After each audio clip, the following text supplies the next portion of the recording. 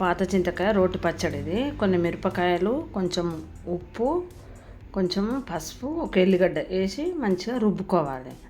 రుబ్బుకున్న తర్వాత ఆ పాత చింతకాయతో మిరపకాయలు, ఉప్పు, ఒక ఎల్లిగడ్డ, కొంచెం పసుపు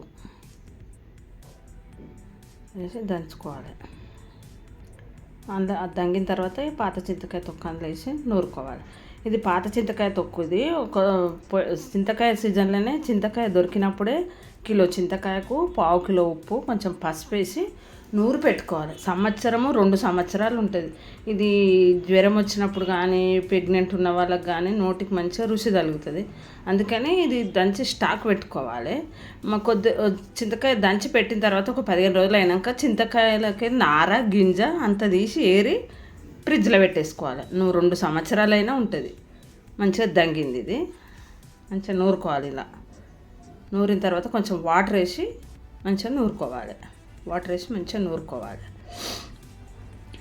ఇది ఎవరికైనా బాగుంటుంది. జ్వరం వచ్చినప్పుడు కానీ, ప్రెగ్నెంట్ ఉన్న వాళ్ళకి కానీ. దంగింది ఒక డబ్బాలకు ఎత్తేసుకున్న నూనె పెట్టేసి నూనెలో కొంచెం ధనియాలు గోలించుకోవాలి. నూనెలో ధనియాలు గోలిన తర్వాత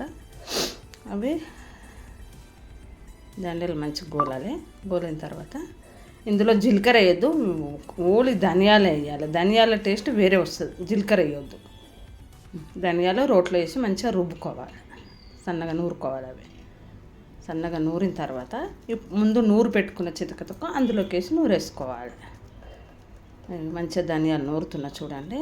ధనియాలు నూరిన తర్వాత మంచిగా రుబ్బేసుకొని అలా దంగిన తర్వాత ఈ చింతకాయ తొక్కు ఫస్ట్ నూరు పెట్టుకున్న చింతకాయ తొక్కు వాటర్ వేసి మంచిగా సన్నగా రుబ్బి పెట్టుకున్నాం కదా, అది అందులో వేసి రుబ్బేసుకోవాలి. మంచిగా రుబ్బేసుకొని ఓ బాక్స్లోకి ఎత్తేసుకొని పోబెట్టేసుకోవాలి. దంగిపోయింది. బాక్స్లోకి ఎత్తుతున్నా చూడండి. మంచిగా బాక్స్లోకి ఎత్తేసుకోవాలి. కొంచెం జీలకర్ర, ఆవాలు, కలెమాకు, మినప్పప్పు, జీలకర్ర, ఆవాలు వేసిన మంచిగా గోలుతున్నాయి. గోలిన తర్వాత మంచిగా గోలాలి.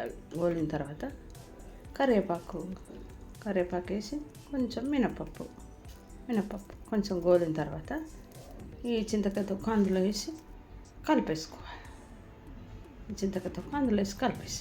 కలిపి బాక్స్లోకి ఎత్తుకోవాలి. మంచిగా ఉంటుంది. వేడివేడి అన్నాలు చాలా బాగుంటుంది.